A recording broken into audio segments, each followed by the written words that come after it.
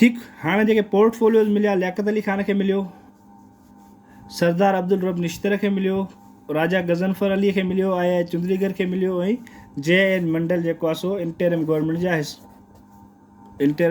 जो हिसो बणिया। ठीकु आहे। हाणे इंटरिम गवर्नमेंट ठही वई, पर इंटरिम गवर्नमेंट ठहण खां जे बावजूद बि उन में हालांकि मुस्लिम लीग जी ऐं जेको आहे सो कांग्रेस ॿई जेको आहे सो कोएलिशन गवर्नमेंट हुई। ठीकु आहे। पर तंहिं हूंदे बि उन्हनि जा जेके पाण में रिफ्ट्स हुया, इख़्तिलाफ़ हुया, उहे डे बाय डे इंक्रीज़ थींदा विया। उन्हनि में का घटिताई न आई। ठीकु आहे।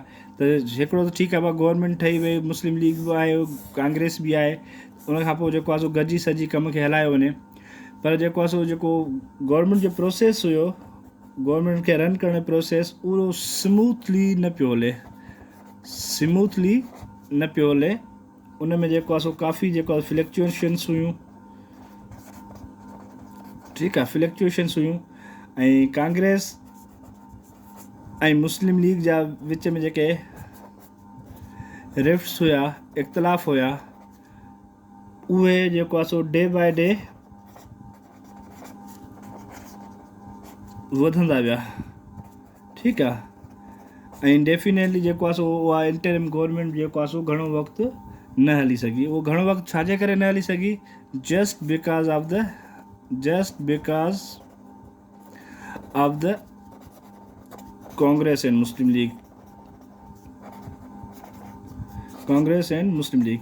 हाणे छा थो थिए, जॾहिं इंटरिम गवर्नमेंट फेल थी वञे, डेफिनेटली हाणे माना पाकिस्तान जो वजूद जेको आहे सो असांखे वेझो नज़र पियो अचे।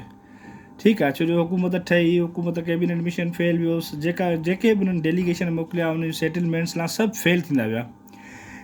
त कांग्रेस जेको आहे सो बिलाखिर इंटरिम गवर्नमेंट में बि मुस्लमाननि खे जेको आहे सो इग्नोर कयो ऐं मुस्लमाननि सां जेको आहे सही किरदार सां न हली। डेफिनेटली जेको आहे सो उहा इंटरिम गवर्नमेंट न हली सघी। ठीकु आहे। हाणे इंटरिम गवर्नमेंट मां जेको आहे सो तव्हांखे 2-3 MCQs अची सघनि था। त बाबा इंटरिम गवर्नमेंट कॾहिं आई? 1946 जो ऑप्शन हूंदो आहे। ठीकु आहे। 1946 खे टिक कंदव। ठीकु आहे। इंटरिम गवर्नमेंट कॾहिं ठही? 2 सितंबर 1946। ठीकु आहे। इंटरिम गवर्नमेंट 2 सितंबर 1946 में ठही। ऐं मुस्लिम लीग जेको आहे सो इंटरिम गवर्नमेंट कॾहिं ज्वाइन कई? छो जो जॾहिं इंटरिम गवर्नमेंट हालांकि ठाहिण में कायदे आज़म जो ई रोल हो। छो जो ब्रिटिश गवर्नमेंट इनकार करे छॾियो, रिफ्यूज़ करे छॾियो त असां इंटरिम गवर्नमेंट नथा ठाहियूं। छाजे करे? Just because of the pressure of Congress जो हिकु त जेको आहे रिपब्लिकन सां जेको आहे सुठा रिलेशन्स हुया, उन्हनि खे बि जेको आहे सो मद्देनज़र रखंदे ब्रिटिशर्स जो बि ठीकु आहे, फ़िलहालु जेको आहे उन पाण में रिफ्ट्स घणा आहिनि ऐं जेसिताईं उन रिफ्ट्स में का फ्लक्चुएशन्स या नरमी नथी अचे, ओसिताईं उन्हनि पोस्टपोन करे छॾियो प्रोसेस खे, इंटरिम गवर्नमेंट वारे खे। जॾहिं कायदे आज़म ऐं मुस्लिम लीग जो ॾिठो त पहिरियां त उहे ॾाढा डिसर्ट थिया मुस्लिम लीग वारा कांग्रेस जे एटीट्यूड, मुस्लिम लीग ब्रिटिशर्स जे एटीट्यूड जे करे। त Britishers just because of Congress जेको आहे सो मुस्लमाननि जी एंटिटी खे जेको आहे सो इग्नोर था कनि। त कांग्रेस कायदे आज़म छा कयो? डायरेक्ट एक्शन डे जो ऐलान कयो। ठीकु आहे। डायरेक्ट एक्शन डे MCQ ईंदो अथव। डायरेक्ट एक्शन डे कॾहिं मुस्लमाननि या कायदे आज़म अनाउंस कयो।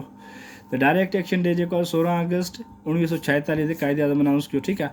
उन डायरेक्ट एक्शन डे में छा कयईं त कायदे आज़म चयो न हाणे कुझु बि थी वञे, असांखे इंटरिम गवर्नमेंट जेको आहे सो ठाहिणी आहे।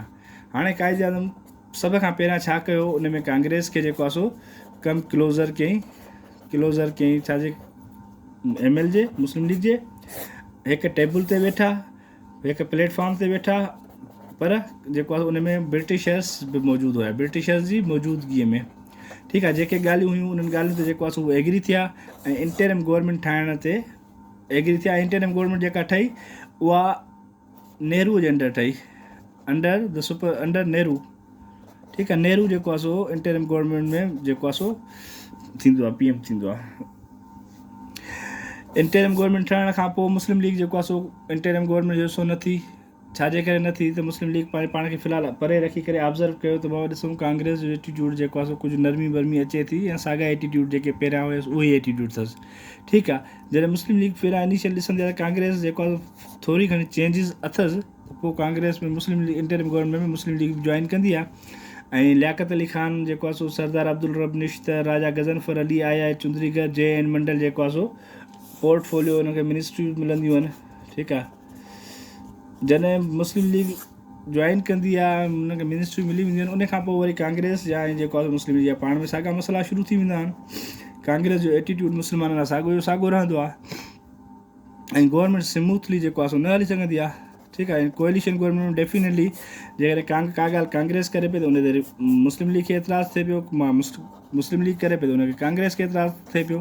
गवर्नमेंट रन करण जे प्रोसेस में जेको आहे सो मसइला मसाइल हुया ऐं अल्टीमेटली छा थियो, जेका इंटरिम गवर्नमेंट ठही सब कॉन्टिनेंट में, अल्टीमेटली इंटरिम गवर्नमेंट में उहा पंहिंजो जेको आहे सो टाइम जेको दसियलु हूंदो आहे उहो टाइम मुक़ररु थियल टाइम पूरो न करे सघंदी आहे, उहा फेल वेंदी आहे। हाणे हितां जेको आहे सो प्रोसेस शुरू थींदो आहे पावर ट्रांसफ़र करण जो ब्रिटिशर्स जो। ठीकु आहे। ब्रिटिशर्स आख़िरी हद ताईं हेसि ताईं कोशिशूं कयूं त इंडिया में जेको आहे सो मुस्लमाननि खे ऐं हिंदुनि खे गॾु हिकिड़े प्लेटफॉर्म ते आणे यूनाइटेड इंडिया जे तहत हलाए सघिजे, पर हेसि ताईं इंटरिम गवर्नमेंट ताईं जेके शयूं उन्हनि कयूं ब्रिटिशर्स, उन्हनि सभिनी में हू अल्टीमेटली फेल वेंदा आहिनि ऐं पोइ हाणे पावर ट्रांसफ़र करण जे तरफ़ सोचींदा आहिनि।